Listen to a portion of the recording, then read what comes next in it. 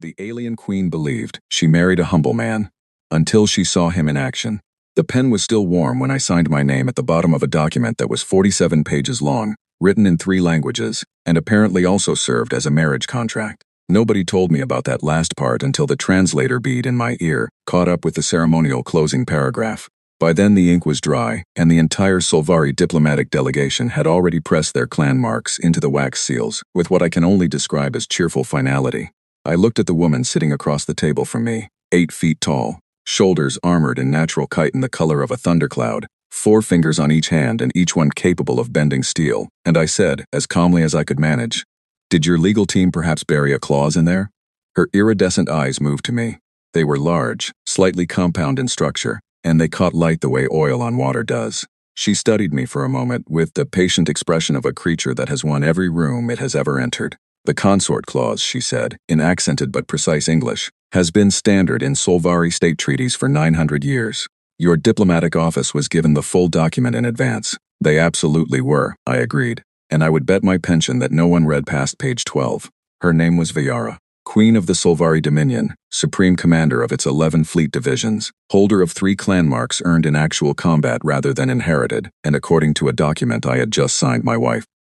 "My name is Darren Cole. I am 43 years old. I have gray at my temples, a scar along my left jawline from a situation in a country I am still not technically allowed to name, and a slightly uneven walk from a piece of shrapnel that a field surgeon removed in the dark using a headlamp and a great deal of hope. I had been working as a xenodiplomacy consultant for the Interstellar Compact for 2 years at that point, mostly because it turned out that a career spent learning how people behave under extreme pressure translated reasonably well to learning how alien species behave under moderate inconvenience. I was good at reading rooms, I was good at staying quiet, I was good at noticing things. What I was not, by any visible standard, was impressive.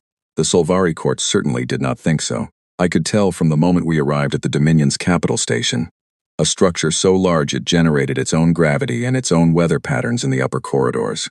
The court attendants, who met our delegation at the docking ring, were polite in the way that very powerful people are polite to something they find slightly pitiful. They measured me with their eyes, all of them tall, all of them armored in the natural plating that Solvari developed over millennia, all of them carrying themselves like creatures who had never once been prey. And I watched their antennae make small, involuntary movements that my translation guide had flagged as the equivalent of a suppressed laugh. One of the senior attendants, a male named Jorith, who had the kind of posture that suggested he had been parade standing since childhood, leaned toward a colleague and said something at a frequency he presumably thought was below human hearing range. My translation bead caught it anyway. "The soft one," he said. "They sent her the soft one." I did not react. I had spent a significant portion of my adult life being underestimated, and I had long ago made peace with the fact that it was, in almost every measurable way, an advantage. The wedding ceremony happened the following morning, in a hall with ceilings so high they vanished into an engineered fog that glowed faintly blue. There were approximately 300 Solvari in attendance, ranging from court officials in ceremonial armor to fleet admirals, who looked like they had come directly from a battle briefing and expected to return to one. The hall smelled of something mineral and sharp, like ozone and heated stone. A low harmonic tone moved through the floor at all times. A Solvari tradition, I had been told, meant to resonate with the chest cavity and remind everyone present of the gravity of the occasion. I stood at the ceremonial dais in a dark suit that my compact liaison had assured me was appropriate, holding a small metal rod that served as the Solvari equivalent of a wedding ring, a conductivity token, exchanged between parties to signify that their life signals were now formally linked in the diplomatic record. Viara stood across from me, taller by more than 2 feet, in armor that had been ceremonially polished to a mirror finish. She looked like something carved from the idea of authority. The hall was perfectly silent. The officiating elder spoke in Old Solvari, which my translation bead rendered into English with a slight delay, so I was always half a sentence behind. At some point the elder said something that caused a ripple of movement through the audience. A shift in posture, a clicking of mandibles, the Solvari equivalent of murmuring. I glanced around and caught Jorith's expression. He was not suppressing a laugh this time. He was studying me with something closer to curiosity. I leaned slightly toward the compact liaison who was standing 3 steps to my left. "What did the elder just say?" I asked quietly. The liaison, a young woman named Clara, who had the permanent expression of someone managing a very complicated spreadsheet, whispered back without moving her lips, "That in the history of the Dominion, No consort has ever stood in this hall without demonstrating a combat lineage. You are the first exception in 900 years. Wonderful, I said. And the crowd reaction? They are trying to decide, she said, whether that is funny or interesting. Let them wonder, I said.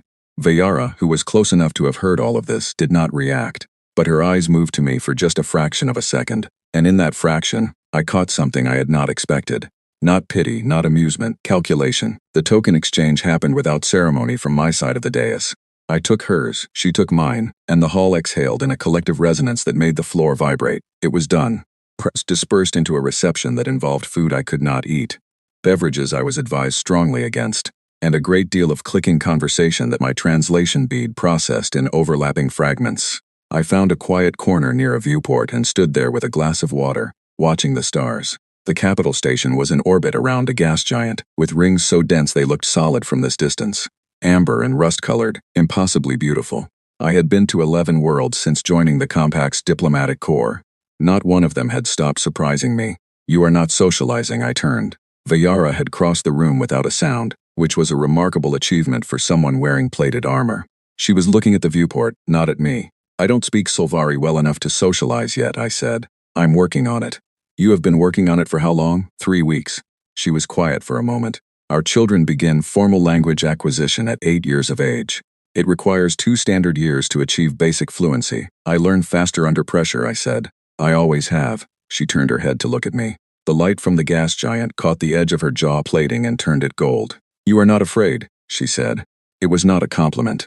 It was an observation, made with the precision of someone cataloging an anomaly. Should I be? Every consort before you has been afraid on this day. It is an expected response to this environment. I've been in harder rooms, I said. She studied me for another moment. Then she said, with the careful neutrality of someone choosing their words deliberately, you are my consort. You will attend state functions. You will be presentable and quiet. I expect nothing beyond that from you. Understood, I said. Good. She turned to return to the reception. I let 2 full seconds pass. Do you play chess? She stopped, did not turn. I do not know what chess is. It's a game, I said. 2 players, 64 squares, 16 pieces per side. The goal is to corner the opponent's most important piece without them seeing it coming until it's too late. There was a pause that lasted exactly long enough for me to know she was genuinely thinking about it. And you play this game well? She asked. Well enough, I said. She left without answering. But she did not say no. Back in the quarters the station had assigned to us. Large, climate-controlled to a temperature that was comfortable for her, and slightly warm for me. I unpacked the one personal item I had brought from Earth that was not clothing or equipment. A wooden chess set, hand-carved, pieces worn smooth from years of use. I set it on the low table near the viewport and left it there. When I came back from the washroom 20 minutes later, Vayara was standing over it with the stillness of someone trying to understand something without asking for help. She was looking at the pieces with her head tilted at a very slight angle, the way a person looks at a puzzle they have already begun solving. She did not acknowledge that I had come back into the room. I sat down on my side of the board, picked up the white king, and set it back down. The object of the game, I said, is not to destroy the other player's pieces. It is to control the space around their king until they have no move left that doesn't end badly. She was quiet for a long moment. Then she sat down. 3 weeks into living on the Solvari capital station, I had made exactly one friend, learned enough of the language to follow a conversation at roughly half speed, and discovered that the food dispensary 2 corridors down from our quarters produced something that was almost indistinguishable from coffee if you asked for the darkest available roast from the Keth World grain menu. The friend was Kreth. He was Vayara's senior general, commander of the Dominion's 3rd Fleet Division, responsible for the defense of 8 border systems, and physically the most intimidating creature I had personally shared a table with in 43 years. He stood 6'9" in his bare feet, which was compact for a Solvari male, but his shoulders were broad enough that he had to turn sideways to pass through doorways designed for humans.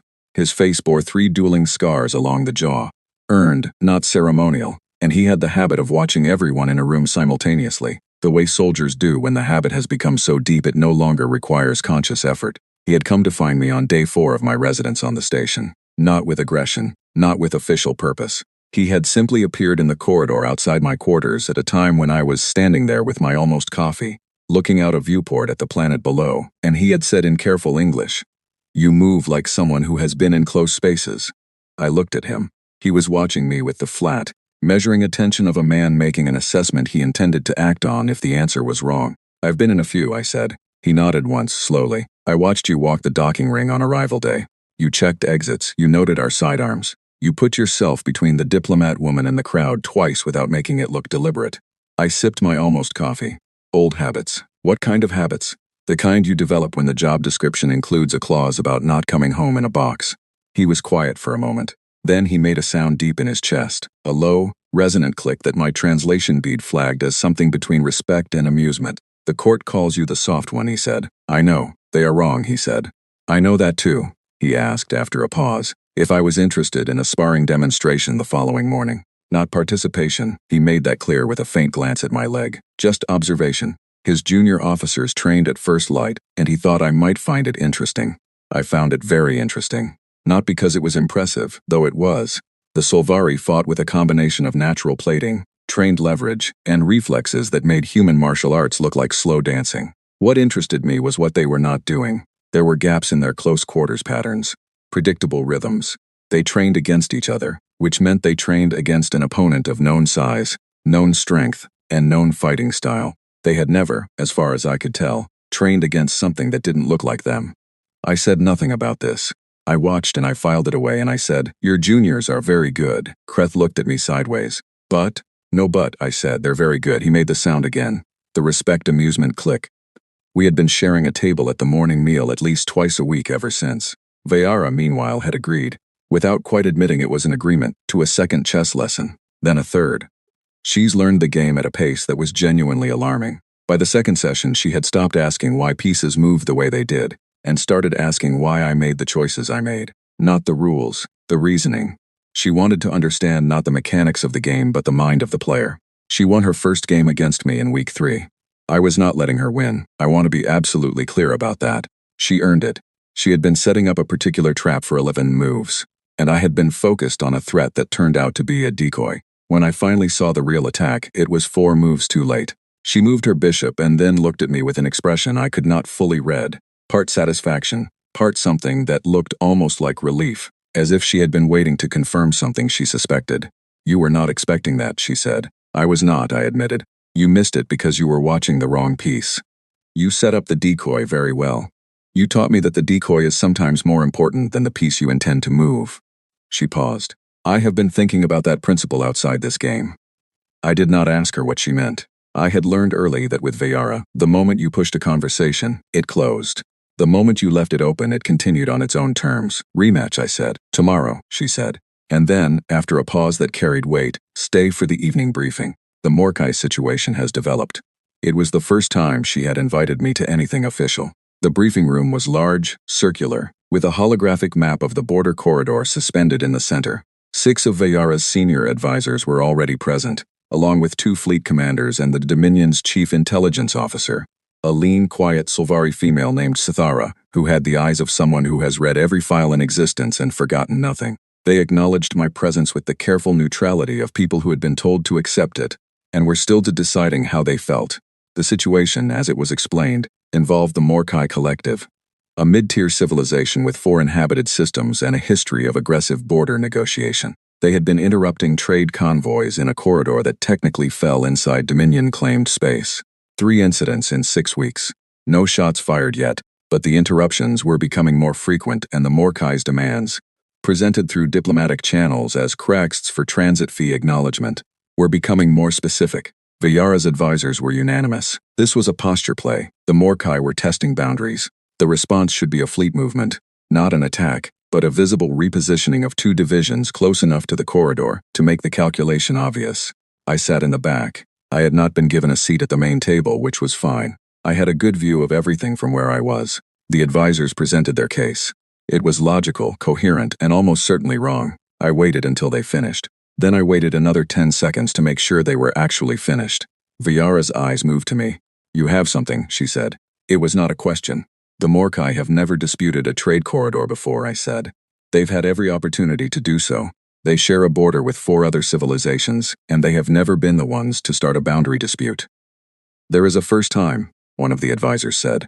There is, I agreed, but look at the timing. All 3 incidents happened within 2 standard weeks of the Compact's announcement of the new resource-sharing framework. The framework that, if it passes, adjusts transit fee structures across 9 corridors, including 2 that the Morkai use for their primary exports. The room was quiet. They are not testing boundaries, I said. They are scared. They think the new framework is going to cost them access to corridors they depend on, and nobody has told them directly that it won't. They are making noise because they don't have another tool available.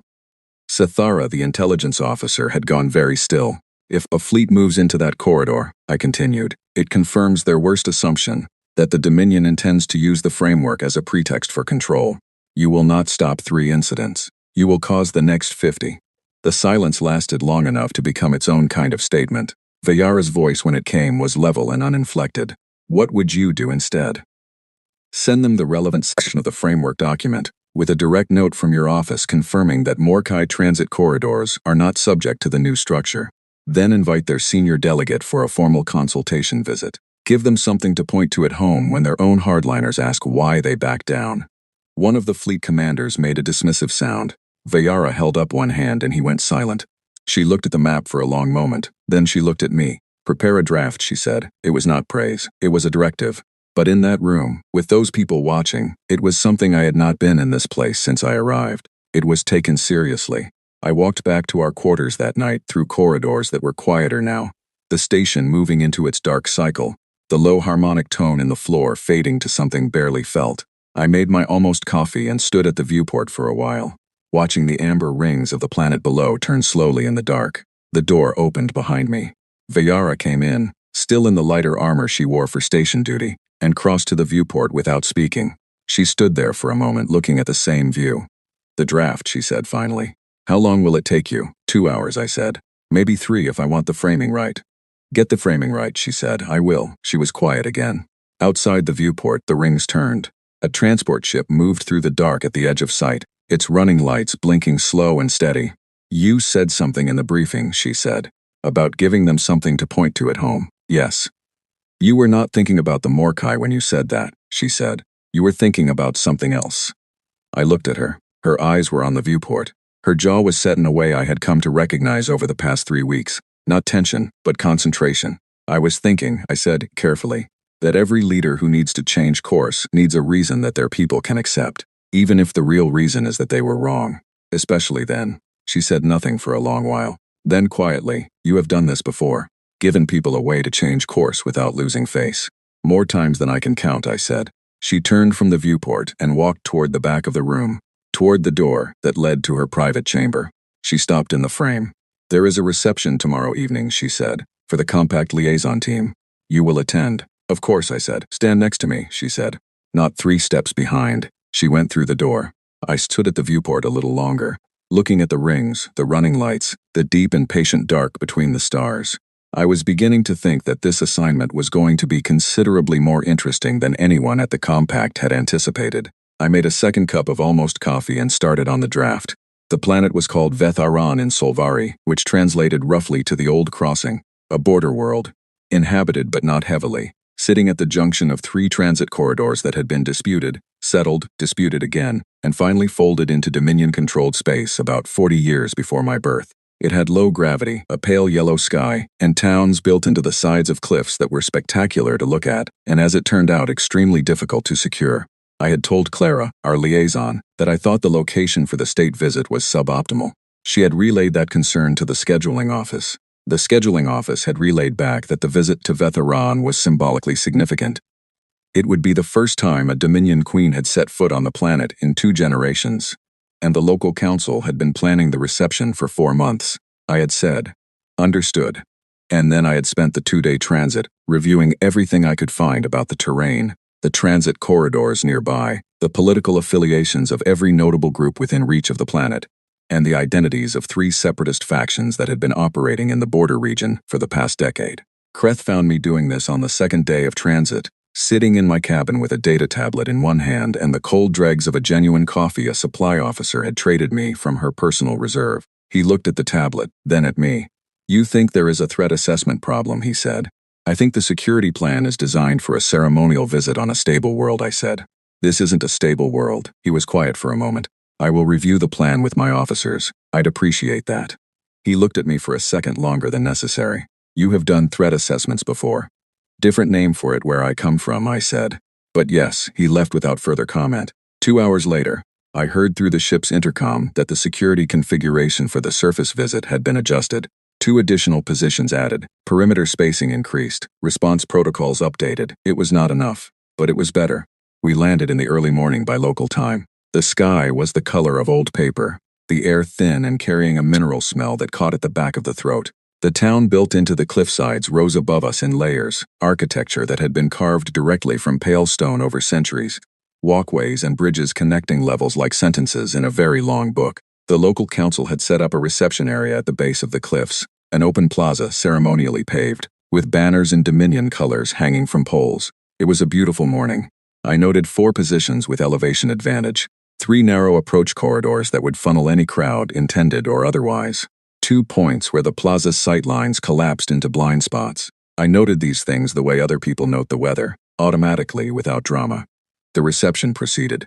Vayara spoke to the local council, received their formal acknowledgement of Dominion authority, and then moved through a greeting line that took 40 minutes and involved a great deal of Solvari formal gesturing that I had by then learned to approximate, though my version of it apparently still looked slightly wrong in a way that Kreth had described as like watching someone do something correct with the wrong amount of confidence.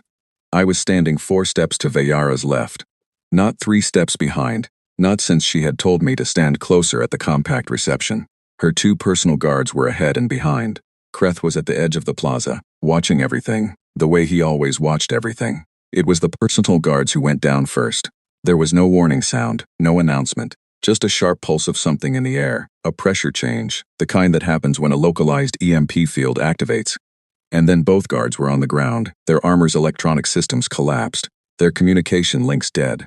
The banners around the plaza went still as the small embedded sound systems in their poles cut out simultaneously. 12 figures came through the 2 approach corridors at the same moment. They were armored, not Solvari armored, but in hardened composite plate, helmets down, moving in a pattern that told me 3 things in the first 2 seconds. They had trained for this specific approach. They had assigned fields of fire, and they were not expecting significant resistance from the plaza because the target was a diplomatic function with soft security. Vayara moved into a combat stance immediately, completely automatic, and I registered that she was wearing the light ceremonial plating she used for surface visits rather than her full armor, which meant her coverage was reduced by approximately 40%. I had no weapon, I had no armor. I was wearing a dark jacket over a simple shirt, and I was holding a ceramic mug that still had about an inch of almost coffee in it. I had a cane in my left hand, which I used for uneven terrain. It was a solid piece of work. I had specifically chosen one with an aluminum core, because I am not an optimist, but I am a planner. I had the plaza layout in my head from the 40 minutes I had spent standing in it, and I had approximately 11 years of training, 7 years of operational experience, and a specific gift for calculating the distance between people and the time it takes to close it. The first 2 came through the northern corridor in a wedge, the lead figure slightly ahead. I was already moving by the time they cleared the entrance, not toward them but to their left, into the blind spot I had noted earlier. The one where the cliff wall met the plaza paving at an angle that created a 3-foot shadow. I was inside that shadow before they finished their first sweep of the plaza. The lead figure had a slight hitch in his step, right knee, and he was favoring his left side, which meant the right flank was slower to react. I came out of the shadow at a low angle and put the cane across the back of his right knee in a precise controlled strike that dropped him without making him unconscious. He needed to be able to talk later. He hit the paving and I stepped past him using the mug. The ceramic caught the second figure across the temple at the exact angle needed to produce a result that was conclusive but not permanent. And then I had the first figure's dropped weapon in my hand and was already placing myself between the eastern corridor figures and Vayara's position. I talked myself through it quietly as I moved, which was a habit so old I barely noticed it anymore. The way you narrate a chess problem. This one has 2 steps before his partner, so I have that gap. This one keeps his weight forward, which means he commits before he sees the counter. This one is watching Vayara instead of the plaza floor, which means he will not see the change in my angle until it is already 3 moves past the point where it matters. The whole thing lasted about 4 minutes. Not 4 minutes of constant engagement, 4 minutes in which I moved through a space, addressed each problem as it presented itself, and used every environmental advantage I had identified that morning. The elevation change at the western end of the plaza, the narrowness of the southern corridor exit, which meant the figures there had to come through single file if they did not want to interfere with each other. The way the morning light at that hour came from behind me, and directly into the eyes of anyone facing me from the east. I was breathing harder than usual when it was done. My knee ached in the specific way it always ached after sustained movement on low-gravity terrain. I had a cut above my left eye from a piece of plaza paving that had cracked under one of the figures when they went down, and a fragment had come up at a bad angle. It was not deep. It was bleeding with more enthusiasm than the situation warranted. I found my cane, which had ended up about 8 feet away. I straightened my jacket. 11 figures were on the ground, or restrained against the cliff face. 1. The lead figure from the northern corridor, the one with the knee, was sitting against the paving with his hands secured behind him using a length of banner cord that had come down during the initial pulse, looking at me with an expression that I could not interpret through his helmet's visor, but that I suspected was something close to confusion. The 12th figure had not made it into the plaza. Kreth had dealt with that one personally, at the entrance to the northern corridor, in a manner that I had not witnessed but that produced a sound I recognized. I walked back across the plaza toward Viara. She was standing exactly where she had been when the pulse hit. She had not moved, her combat stance had not relaxed. Her eyes tracked me the entire way across the plaza, the way they tracked everything, with that precise cataloging attention that I had seen in briefing rooms and chess games and late-night conversations at the viewport. I stopped 2 feet in front of her. "Are you injured?" I asked. She looked at me for a long moment without speaking. "No," she said. "Good," I said. "The one against the north wall can talk. We'll want to speak with him before the compact security team arrives." She said nothing. I pressed 2 fingers against the cut above my eye, which had made a small red contribution to my jacket collar.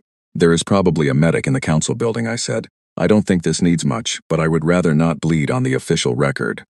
She was still looking at me with that expression I could not read. It was not the calculation I had seen at the wedding days, and it was not the quiet attention I had seen over the chessboard. It was something else. Something that sat at the edge of a category I was not sure she had used before. "Darren," she said. It was the first time she had used my name without the formal Solvari title prefix. "Yes." It was a simple question, 4 words, but the way she asked it, with the controlled precision of someone who suspects the answer is going to rearrange something important, made it land the way a good chess move lands. Not loud, just suddenly, completely clear. I looked at the plaza around us, 12 figures, a cracked paving stone, my cane in my hand and the cold morning air of a border world at the edge of known space. "Right now," I said. "I'm the one who noticed the blind spots." She held my gaze for a moment longer. Then she turned and walked toward the council building to find the medic. I followed, keeping pace with my uneven step, thinking about what the person against the north wall was going to tell us, and whether that would be the beginning of a problem or the end of one. It turned out to be the beginning. The security footage from Veth Aran was reviewed by Kreth and Seth Ara separately, without coordination, and they arrived at the same conclusion independently within 4 hours of each other. Kreth came to tell me in person. He stood in the doorway of the station medical bay where a very calm Solvari physician was closing the cut above my eye with a sealing compound that felt cold and smelled faintly of pine, and he said without preamble, "You held back." "I needed one of them to talk," I said. "Not because of that." I looked at him. "The pattern," he said. "Your movements, you held a margin the entire time. There was more available to you. You did not use it." I said nothing. He stood there for a moment with his arms crossed, and his scarred jaw set in a way I had come to recognize as Kreth processing something he was not entirely comfortable with. "I have been watching humans in the compact for 7 years," he said. "I have read your species classification files. I have studied the assessments. None of them said this." "Nobody asked the right questions," I said. "What are the right questions?" The physician finished the sealing compound and stepped back. I sat up carefully, touching the edge of the repair with one finger. "Clean work." "How long have you been at war?" I said. "Not a specific war, not a conflict with a start date and an end date. How long has your species existed in a state where survival required fighting?" Kreth was quiet. "For humans," I said, "the answer is 100,000 years, maybe more. There was no period in our history when we were not prey to something, or competing with something, or fighting each other over resources or territory or ideas. We were never the biggest animal. We were never the strongest. We survived because we learned, faster than anything else on our planet, how to think about a threat before it reached us." I looked at him. "The assessments say we are physically inferior. That is correct. The assessments say we are emotionally volatile. That is sometimes correct. What the assessments don't say is that we have been training for this specific situation. Outmatched, outweighed, in a dangerous environment, since before we had written language." Kreth looked at me for a long time. "The court still calls you the soft one," he said. "I know. They will stop," he said. "It was not a prediction. It was a decision." I nodded and stood up carefully. My knee complained about the low gravity as it always did. I found my cane, took 3 steps to confirm the cut wasn't affecting my peripheral vision, and then went to find Sithara, because the person from the north wall had apparently started talking and was saying things that were considerably more significant than an isolated separatist action. Sithara was in the station intelligence suite, surrounded by data displays that she was reading with the focused calm of someone for whom alarming information is simply information. She looked up when I came in, assessed the sealed cut, and said, "The Northern faction received funding and operational support from an outside source. The source is not domestic." She paused. "How do you know that?" "I don't," I said, "but the attack was too coordinated for a regional faction. The EMP technology is not available locally, and the Gulfrec have been watching the Compact's expansion with concern for approximately 2 years, which is also how long humans have been Compact members. They expected the Solvari response to the Morkai situation to be a fleet movement that fractured the Compact's political trust. When it wasn't, someone made a different decision." Sithara looked at me for a moment. Then she looked at her displays. Then back at me. "You worked this out before we extracted the testimony." "I worked out a probability before we landed," I said. "The testimony confirmed it, and you said nothing." "I had no proof. I had a shape."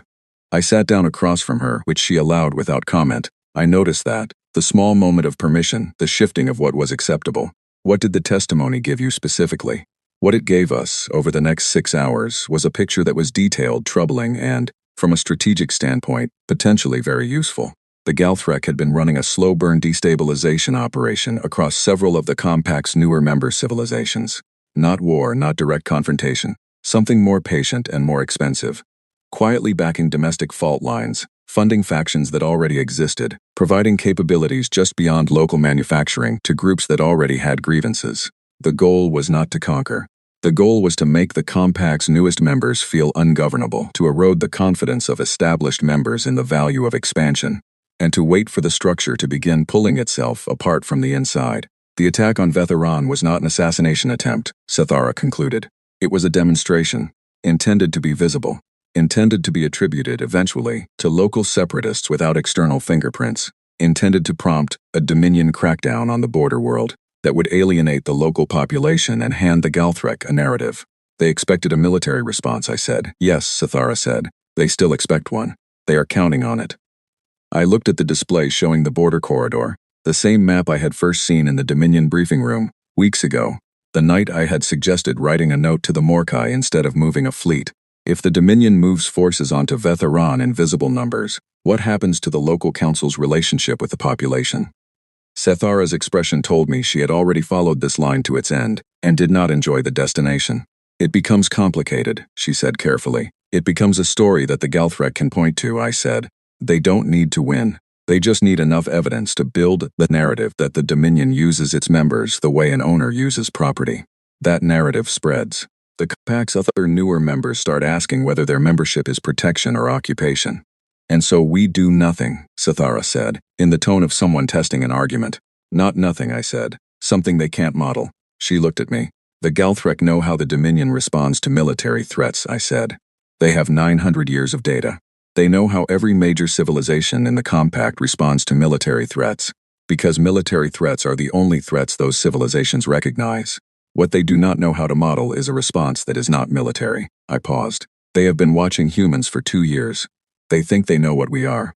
They categorized us the same way the Dominion did. Small, soft, emotionally volatile, technologically behind. What they have not considered is that we have been doing this, the non-military kind of winning, for a very long time." Sithara was quiet for a long moment.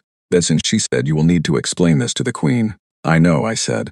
"She will have questions, I expect so." Sithara looked at me with her flat, reading eyes. "She has been asking questions about you since the morning of the visit," she said. "Not security questions. Different ones." I did not respond to that. I stood up, straightened my jacket and said, "Can you arrange a private meeting for this evening? Just her, you, Kreth if he's available, and me." Sithara arranged it. The meeting was not in the briefing room. It was in Vayara's private working chamber, a room I had not been in before, smaller than I expected, with one wide viewport showing the gas giant and its rings, a long desk covered in documents and data tablets, and a single chessboard on a side table that I recognized because it was mine. She had moved it here at some point. I did not comment on this. Vayara was standing at the viewport when I came in. Sithara and Kreth were already present. standing on opposite sides of the room with the particular quality of attention that people have when they are waiting for something important. I set down my data tablet and took the chair at the end of the desk that had been left open. Not the foot of the table, not the head of it, but the side closest to the door, which was where I naturally put myself. Vayara did not turn from the viewport for a long moment. Then she said, without moving, "Tell me what you are." It was the same question she had asked in the plaza, but here it carried a different weight. There was no blood on the paving stones here, no ambient urgency. It was a quiet room, a closed door, and a question being asked by someone who had been thinking about it for approximately 14 hours and had decided that she deserved a real answer. I told her. Not the edited version, not the diplomatic consultant's resume that my compact file led with. The real version, from the beginning. The enlistment at 18, the years of infantry, the selection process, which I will not describe in detail but which remains the hardest thing I have ever voluntarily done. The years after that, operating in places with names that I said quietly and that Sithara, I noticed, was committing to memory. The training pipelines afterward. Teaching the next generation of people who do what I used to do, because my knee had an opinion about extended field operations that I had eventually chosen to respect. The transition, eventually, to the kind of work that used the analytical part of the training rather than the physical, because I turned out to be very good at understanding how people behave when they believe no one is watching them. I told her that I was not exceptional among humans, that I was, by the standards of the specific community I came from, middling. I knew men and women who were better shooters, faster movers, sharper analysts, people who had operated in conditions that made my history look comfortable. I had been good enough. I had been consistent. I had been the kind of person that particular work tends to preserve, which is not the best but the most adaptable.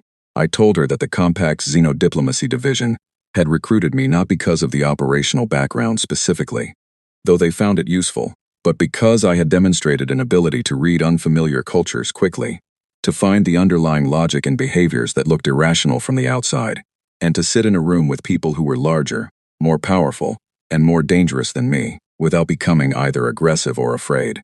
When I finished, the room was quiet. Kreth was looking at the floor with the expression of someone recalculating.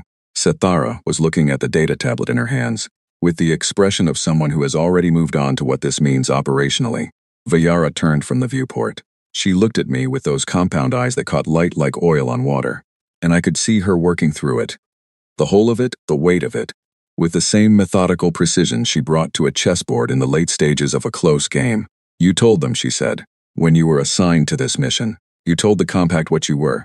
"It's in my file," I said. "Service record, operational history, evaluation summaries, all of it. I submitted it as required, and no one read it. No one read past the part that said Xenodiplomacy Consultant," I said, "which honestly tells you something about institutional attention to detail across species lines." She was quiet for a moment. "You are not the exception," she said. "You said that clearly. You are middling by your own people's standards. Then there are humans walking through diplomatic corridors across the Compact, on stations, on worlds, in meetings, who are better than you. Considerably," I said. "Though I imagine most of them are not currently wearing the consort mark of a Solvari queen, so perhaps the specific combination of credentials has not come up before." Something moved in her expression. It was brief and controlled, and I had enough practice reading her by then to identify it. The suppressed edge of something that was not quite amusement, but was adjacent to it. "You understand what this information means," she said. It was not a question. "I understand what it means for how the Dominion may want to reconsider its assessment of its Compact partners." "Yes," I said. "And I understand what it means for the Galthrek situation, which is the more immediate question." She moved to the desk and sat down. Not the Queen's posture, the working posture, the one she used when she was actually thinking rather than presiding. She looked at the data tablet I had left on the desk. "Explain," she said. I explained. I walked her through the Galthrek operation as Sithara and I had mapped it. The slow burn strategy, the funding networks, the intended response, the military crackdown that would produce the narrative they needed, and the alternative, a response built on the principle that you win a disinformation campaign not by fighting it with force, but by removing the surface it needs to grow on. "The Galthrek are expecting a reaction they can point to," I said. "A fleet movement, an occupation of Vetheran, something that looks to the outside like dominance exercised over a weaker partner. We do not give them that. Instead, we give the local council on Vetheran something visible and useful: infrastructure support, a direct economic agreement, a seat at a compact trade table they have been excluded from for 40 years. We make the relationship between the Dominion and Vetheran look like exactly what it should be, but rarely is. Two parties with a genuine mutual interest. Vayara was looking at the map on the data tablet. Simultaneously, I continued, we take the intelligence Sethara extracted from the testimony, and we bring it quietly to 3 specific members of the Compact Council, the ones whose civilizations are also being worked on by the Galtherfrek, though they don't know the name for it yet. We don't announce it publicly. We give it to them directly, clearly, with full attribution. We let them see the pattern. They will be angry, Sethara said. Yes, I said, which is exactly what we want. Angry Compact members who have been quietly manipulated are a very different problem for the Galthrek than a Dominion military response. They cannot manage 9 separate civilizations simultaneously demanding accountability. They can manage one. Kreth had moved at some point and was now standing closer to the desk, looking at the map over my shoulder. The Galthrek will know we have the intelligence, he said. Eventually, I said, by which time the narrative they were building will have already been exposed as manufactured. The window they needed, the story that the Dominion mistreats its members, will be closed. You cannot close it with force. You can only close it by making it obviously false. The room was quiet again. Vayara set the data tablet down. She looked at the chessboard on the side table for a moment. Just a glance, but I caught it. You have done this before, she said. At a smaller scale, perhaps. But this pattern of response, this is not something you developed in the last 14 hours. No, I said. I have been in a version of this situation before. Different geography, different actors. The underlying shape is familiar. What shape? I thought about how to say it simply. Someone bigger than you, I said, tries to use your response against you. They want you to hit back. They have set up the whole situation so that hitting back is the logical, obvious, emotionally satisfying thing to do. And it will hurt you. The only answer is to not be the person they have planned for, to be something they have not modeled. Vayara looked at me for a long moment. Teach me, she said. It was the same word she had used over the chessboard weeks ago. But it meant something different now. It covered more ground. Chess or everything else, I said. Both, she said. There was no dramatic pause after that. No ceremony. She pulled the data tablet back in front of her and began asking questions. Specific, operationally focused questions, and I answered them. And Sara took notes, and Kreth occasionally added tactical observations with the particular quality of a man who has realized very recently that the category of useful intelligence is broader than he previously thought. We worked until the station moved into its dark cycle. I went back to our quarters and stood at the viewport for a while, not thinking about anything in particular, watching the rings of the gas giant turn in the dark. The amber and rust colors, the impossible patience of something that large moving that slowly. The door opened and Vayara came in. She stood at the viewport beside me, which she had started doing without announcement, without explanation, without needing either. The chessboard is here, I said. I moved it, she said. I noticed. She was quiet for a moment. It is easier to think in this room, she said. The briefing rooms are designed for consensus. I do not always want consensus. What do you want in here, I asked. She was quiet for a long time. Long enough that I stopped waiting for the answer and just looked at the rings. To understand the board correctly, she said finally. The whole board. Not just the pieces that are visible. I looked at her profile in the viewport's light, the clean line of her jaw plating, the way her eyes caught the ring's amber color and held it. That, I said, is the whole game. She did not answer. We stood at the viewport in the quiet dark, and neither of us moved for a long time, and below us the planet turned with the deep and steady patience of something that has seen a very great many things come and go, and was in no particular hurry. In the morning we would begin, not with armies, not with fleets, with something older and harder, and in the end, more difficult to stop, with the simple, patient, thoroughly human act of thinking 7 moves ahead.